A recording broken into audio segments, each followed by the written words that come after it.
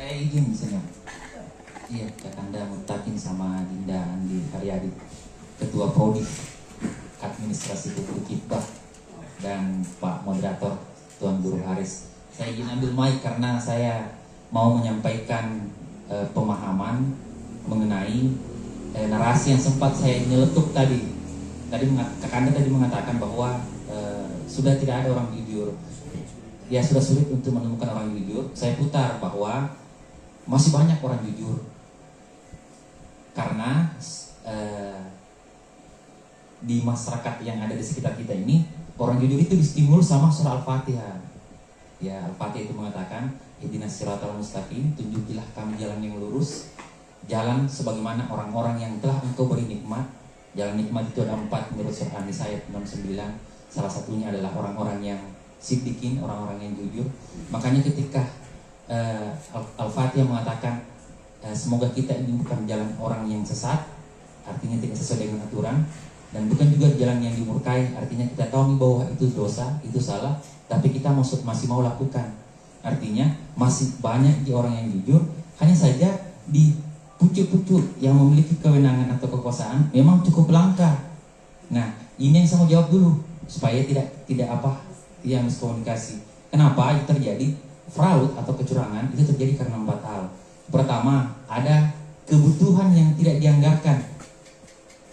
Ya, ada kebutuhan yang tidak dianggarkan mengakibatkan sistem pemerintahan itu harus mencari akal mengadakan. Mau dianggarkan misalnya pameran hari ulang tahun atau hari jadi, tidak bisa karena aturan membatasi, tidak boleh dianggarkan itu. Akhirnya dicarilah cara, padahal itu diketahui ada dan dibutuhkan, tapi tidak direncanakan untuk dianggarkan. Akhirnya terjadilah sesuatu yang terlihat fraud, terlihat curang, tapi tujuannya bukan untuk kami makan. Saya ini pejabat pemerintah daerah, wajib saya jelaskan ke beliau ini. Yang kedua, fraud itu atau kecurangan terjadi karena intervensi. Kalau di tingkat desa, di tingkat RT atau RW, itu masih ada atasannya. Di atas langit masih ada langit. Kita diintervensi. Siklus pemerintahnya begini: ketua RT, RW, kadus atau kepala lingkungan, kepala desa, kemudian naik ke camat, naik ke bupati, naik ke gubernur, naik ke presiden. Nah, di atasnya presiden itu adalah Tuhan. Tuhan katanya suara Tuhan itu suara rakyat, ya berputar lagi kembali. Artinya di atas langit ada langit, semua itu bisa mengintervensi ke bawah.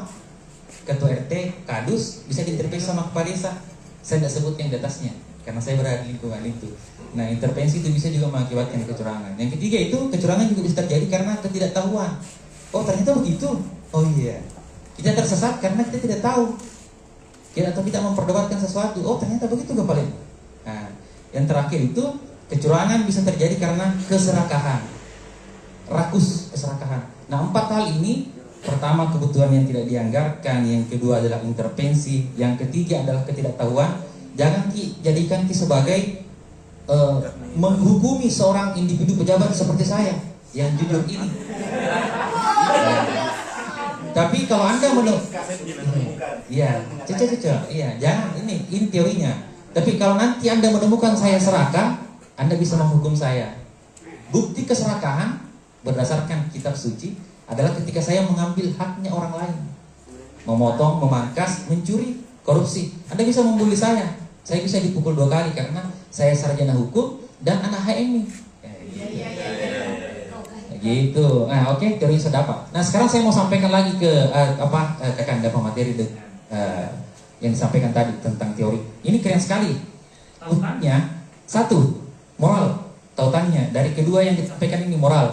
Nah, kalau berbicara moral, tarikannya sebenarnya pendidikan dalam persepsi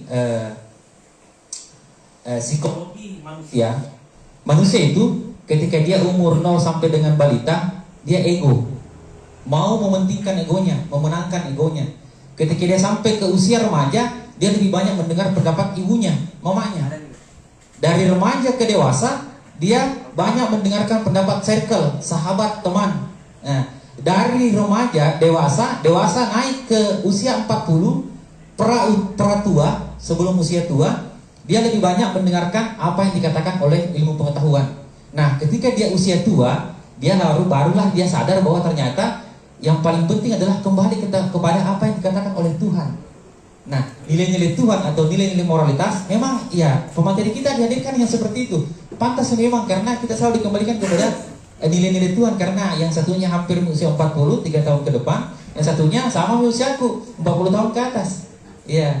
Nah, apa yang saya mau sampaikan di sini sebenarnya implementasinya. Kalau teman-teman mau mengatakan pendidikan sekarang sulit, sebenarnya tidak sulit.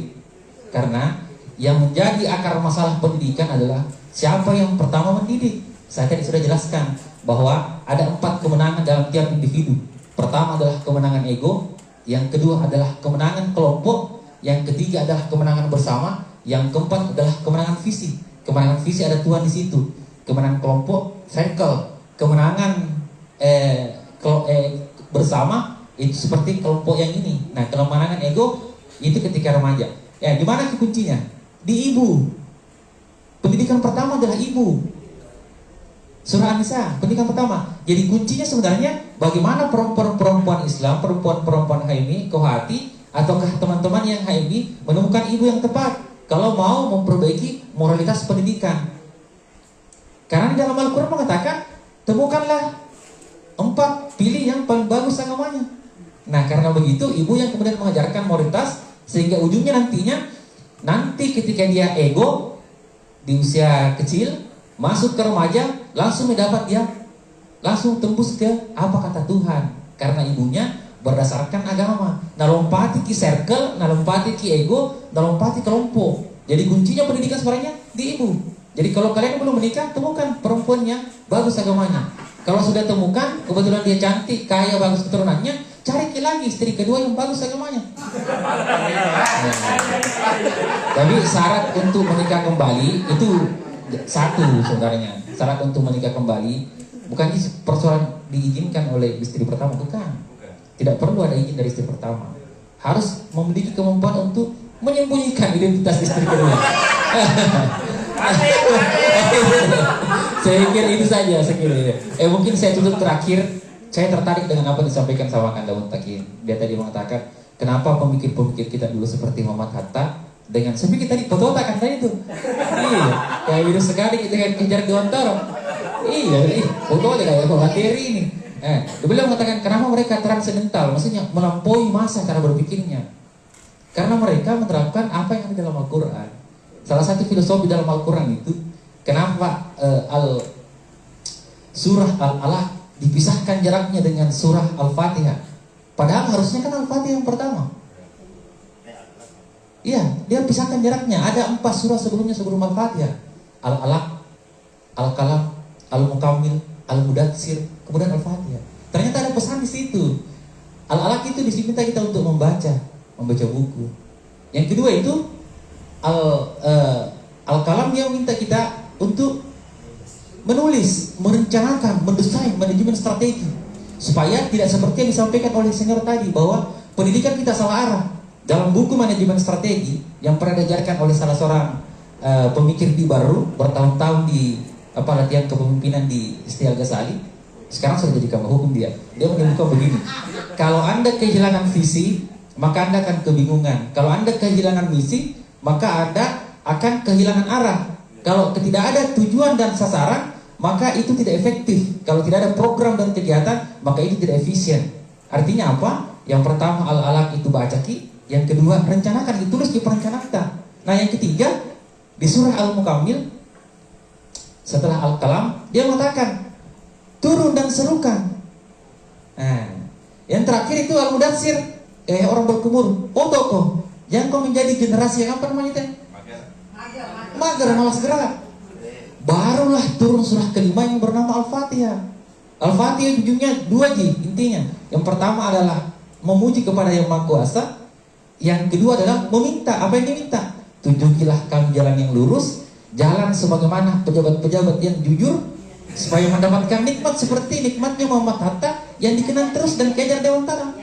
Dan berdoalah agar pejabat itu tidak tersesat dan tidak dimurkai. Kayak begitu. Saya kira demikian, saya kembalikan kepada